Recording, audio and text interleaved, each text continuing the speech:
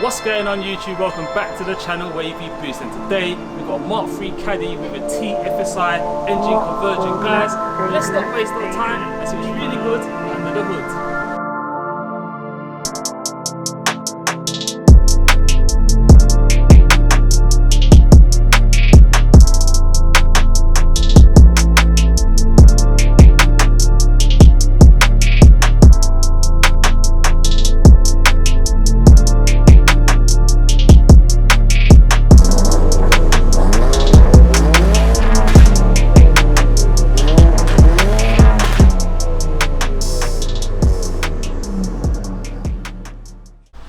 Gary, welcome to the channel. Thanks for coming down. Caddy time. Hello, mate. This one's been converted to a Tfsi engine. Yep. Could you talk us through that? Basically, it's a 2-litre Tfsi out of a Volkswagen EOS. Just converted to petrol. It's got a few bits done to it. Stage 1 map. Running about 280 brake at the moment. Okay. So it's running the KO3 turbo, I guess? KSO, yeah, KO3 turbo. Alright, cool. Let's just step over to the engine. Yep. So originally, what engine was in this? It's a 1.6 CY8, so it was a 1.6 diesel. Okay. And what was the process of actually doing this setup? Basically, the engine has to come out, the engine from the EOS has to get removed, and then that engine gets bolted in. Okay. Engine mounts obviously just bolt into the original same spot as the CY8. Oh, right. The hardest part about the conversion is the wiring loom. The wiring loom has to be pinned and redone basically. So the wiring loom has to be all completely changed from petrol to diesel. From diesel to petrol, sorry. That's cool. And who's actually done the work? There's a gentleman in Wales called Hef, Caddy R360 and Medwin. They're the ones that originally done the conversion for us. Yeah. Took it over to Wales, dropped it off. 2 weeks later, went back and picked it up. No problem at all. Really good service, like genuine blokes, not a problem. So yeah, it was recommended on the Caddy forum. Yeah. So just basically went over there, had it done. Oh, that's sweet. And how long did it take? 2 weeks. They had the van 2 weeks. There was a few problems on the way, which obviously pushed them a little bit for time. But normally, if it's a drive in, drive out, basically you take them a donor car, they take the engine out of the donor car because then they can test it and everything before the engine comes out of it. There's a few, I did it a few different ways, and then we ended up going back to the donor car route and then going back again. So yeah, put them a little bit under pressure, but they knocked it out of the park for us and got it sorted. Okay, that's cool. And since you've actually done the conversion, have you had any issues whatsoever? No, there's a couple of little bits. We've got a problem with the ECU at the moment. We've had the ECU mapped, and basically the map is a little bit of a dodgy map, and it's locked the ECU. So there's a couple of little bits on it that need sorting out. But we've got another. They spoke to Medwin and that basically straight away. Sent another ECU down to me. Yeah. ECU is going to go back in the new one, and then we can then alter the little slight niggly bits that we got. But otherwise, apart from that, yeah, it runs sweet. Yeah, it's good. They've done a good job. Quality. Let's just put the quality down quickly. We've done quite a lot of things aesthetically to the car on the outside externally. We've actually running air ride on this. I am. Let's talk about the suspension setup. Right, the right setup was done by a company called Plush Automotive. Yep. Really good setup. They use Bilstein shocks, Continental bags, and it's running the 3P airlift management kit. Okay, cool. I've had it 3 years, not a problem at all with it. It's been fantastic. The only problem we had is the lights went on the controller. Yeah. Literally phoned them up, sent me a new one straight away, no problems at all. Okay, cool. And these wheels, 20 inch? 20 inch Motec ultralights. Okay. Big brake kit. Yep. What car are they off? Porsche Cayenne. The big 4x4 one, SUV. Okay. So they came off of that. Obviously, the fronts have had a different disc put on, which is a Brembo disc that but then basically made to fit with a caliper and that.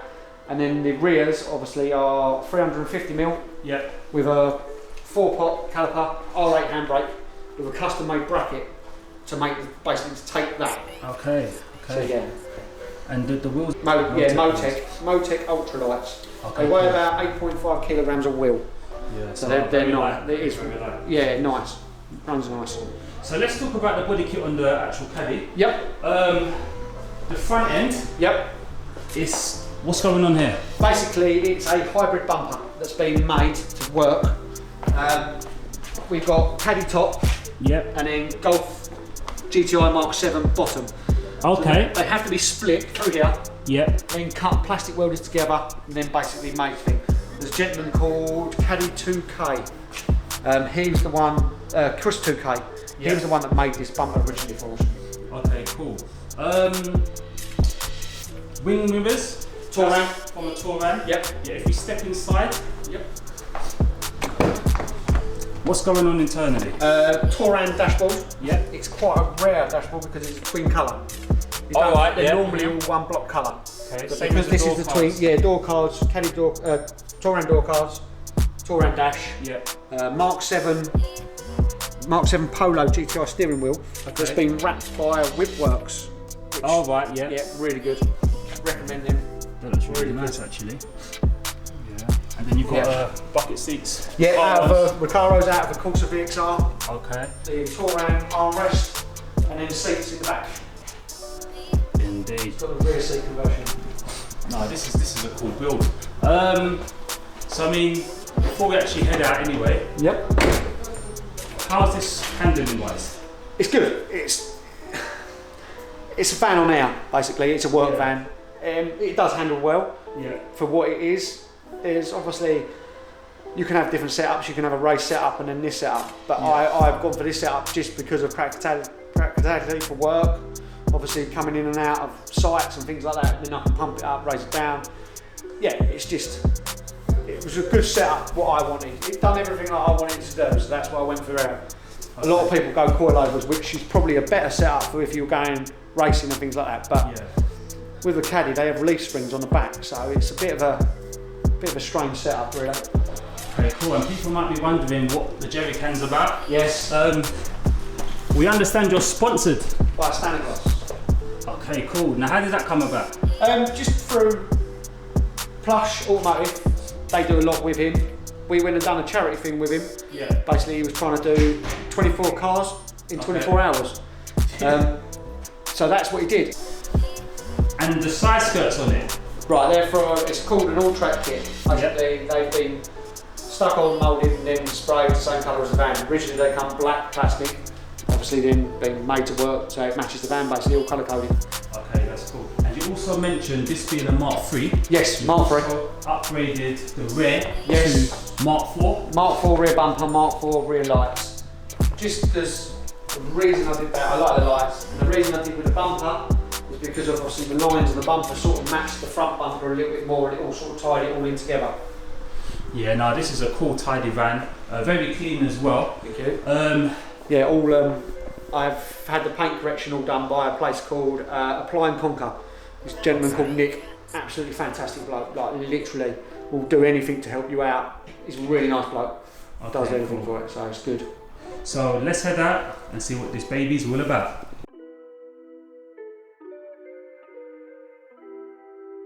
I mean, to be honest, as I was saying off camera, this is one of the builds I was looking to do myself. But the price factor in getting a donor car, getting the Caddy, getting the conversion done, put me off. It's not cheap. It's not cheap. Yeah, it's not one of the cheapest ones you could do. No. But you went forward and you done it. Yep. So tell us about the company that you went with. I took it down to Wales. There was two gentlemen down there that was highly recommended by the Caddy Club Forum group chat. Hef and Med. Basically, they done the conversion for me, sourced the engine, and basically, and then went from there, basically, then started doing it. Okay, because you did say that this engine was from an EOS? It is, yes. So in the Tfsi range, does it matter which one you go with? Not really. Depends what you want to go for. You can obviously go. You can go S3, okay, Edition 30, which obviously the bigger turbos. So then you're looking for more brake horsepower. Yeah. But then you can go down the GTI range and down the EOS range. The reason most people go for the EOS is because 9 times out of 10 they're old people that own EOS. Okay. They've not been battered and they're quite low mileage, where other cars have got higher mileages and things like that on it. Okay, cool. I mean, is this your only vehicle that you run? No, I've got other vehicles indoors. I've got an S3, which sits indoors doing not a lot, to be honest, because I use this every day, and then my wife's got a Duke that she uses for work. So, but that's about it. Okay, cool. I see there's a few gadgets down here with the airlift performance kit. Yes. What's all the numbers about? That's just the air in each bag on each side. So that gives you your pressure in your bags. So that can be variable as you're driving. It will go up and down. It depends on what weight you've got in the vehicle and basically cornering and things like that.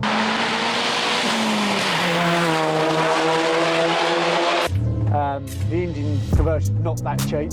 Yeah. It's quite a substantial thing that you have to go for. Air ride's not cheap. Yeah. But you don't have to go down that route. You can obviously go for 2 litre Tfsi that's gonna go. And basically, yeah, you can go that route, and it knocks out. I think I paid about 5.5 for it, and that was all in with a couple of extra bits and things like that. Okay. So yeah, including the donor car, of course. yeah, donor car, and then that's it basically. Okay. So I mean, what made you actually want to do the conversion? Wanted to be doing it for a long time. It was just the van was to a point where everything was done. The suspension's done. The interior's got most of the bits done to it. The bodywork's been done. There wasn't a lot more else to be done on it. So the next big step was the engine. Okay. Having a 1.6 diesel in it was great for work, for petrol, for the fuel economy and things like that. Yeah. Just wasn't fun enough. With ULEZ coming in as well, it was an option that I could go with a bigger engine and go petrol. Yeah. And then use it in London basically. Okay, and how was the registering of the actual vehicle once the conversion was done? I'm still going through the process at the moment, still trying to get it through. It's not that hard, it just obviously with the DVLA they take time and trying to get things sorted. Yeah. So yeah, it's a long-winded process with them.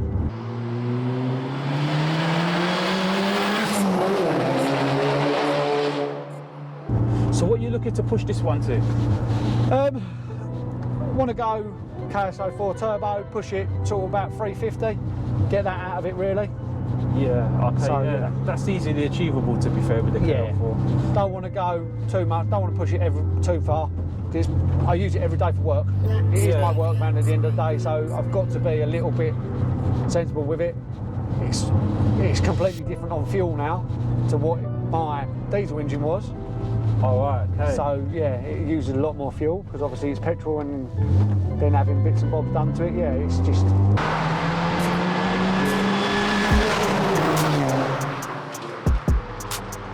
All right, guys, I think we've had enough chit chat. Let's see what this baby's all about.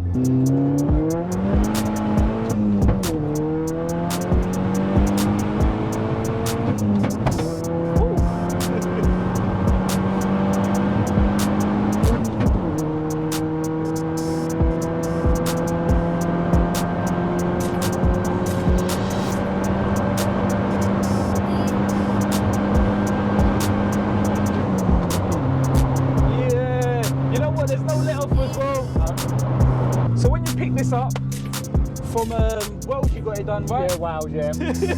Yeah, it was from going from the diesel to this was just like, whoa, hold up. It was just, yeah, it was mental. It got me. It was a long drive home, 5 hours to drive home, but yeah, it was a fun drive. It just feels like, yeah, it doesn't let off. It's like the boost just keeps on going. And that's with a KSO3. KO3, yeah. If you go KO4 in these, yeah, different animal, different cup of tea. Yeah. I think the only thing that's going to be different is you're going to feel a little bit more of a lag. With the KO3, you don't really get that lag experience. No, that's it. So some people don't even want to go to the KO4. No. Because they feel like the KO3 is enough. But I mean, you do feel it like the wheel's spinning and you're fighting with it, but once it gets going, it actually does go. What tyres is on there as well? Yokohama Avon Sports. All right. Yeah. I mean, it is a bit dampish. It's not the best weather today, but yeah, it's still pulling. Yep.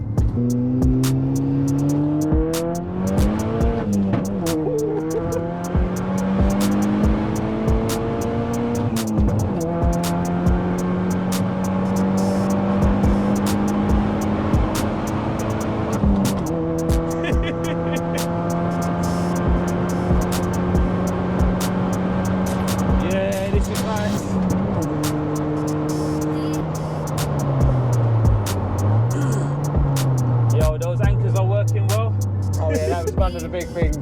Had the brakes done, and then was like, right, okay, well I need the engine now to match the brakes, basically.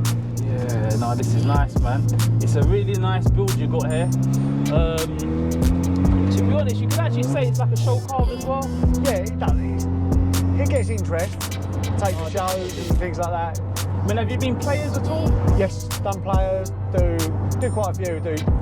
Done tracks, done players, ultimate stance, done ultimate dubs. So I've done a few.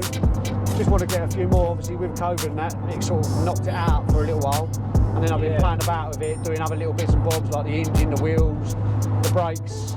They was all sort of done last Christmas. I've done a few shows with them, and then just basically been playing about with it since then. Yeah, it's not bad for a little workhorse, eh? No, it's fun. It's fun driving it to work every day. Oh, indeed. Okay, guys, I think we're going to wrap it up here. Gary, thanks for coming down. Mark III Tfsi engine conversion. It's been an experience. Is there anyone you would like to plug? Yeah, please, mate. Obviously, Plush Automotive for the suspension, Standard Gloss for me cleaning stuff. Yep. Caddy R360 for doing the build for me. All right, cool. Applying Conquer does all my detailing work and everything. Basically, yeah, that's it, mate, really. Indeed. Okay, guys, thank you for watching. It's your boy Wavy. Make sure that you like, comment, share and subscribe. And until next time, I'm out.